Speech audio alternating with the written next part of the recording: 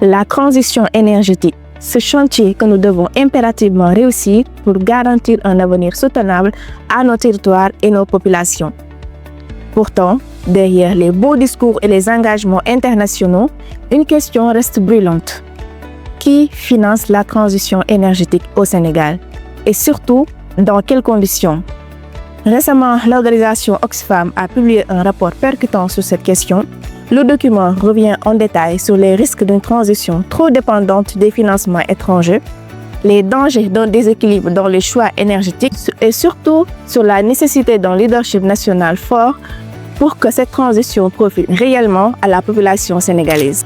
Pour mieux comprendre ce qui a motivé cette étude, nous donnons la parole à Mohamed Fadel Diop, chargé de programme justice sociale chez Oxfam Sénégal. La responsabilité qu'il y a de financer les réponses à la crise climatique n'est pas totalement assumée par les pays du Nord. Et je pense que dans ce cadre-là, il faut montrer comment en fait cette responsabilité est évitée pour faire recours à des mécanismes qui accroissent l'endettement des pays du Sud. Et ce sont des mécanismes qui, en fait, réduisent notre possibilité d'amorcer notre développement, mais qui aussi sont des mécanismes qui réduisent notre possibilité de financer des initiatives nationales dans le secteur énergétique.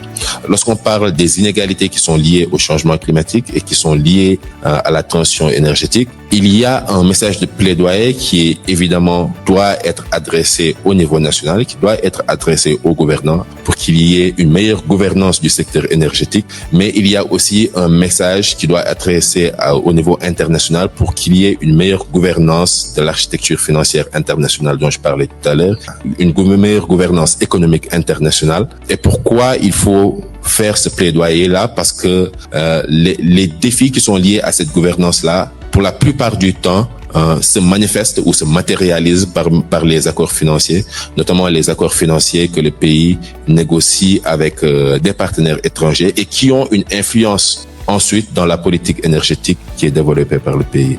Les propos de Mohamed Fadel Diop sont un appel à la lucidité. Si la transition énergétique est bien une nécessité, elle doit surtout devenir une opportunité de transformation structurelle pour notre pays. Parce qu'au fond, il ne s'agit pas simplement de changer d'énergie. Il s'agit de changer de cap. Et ce cap-là, nous devons le décider et le financer nous-mêmes.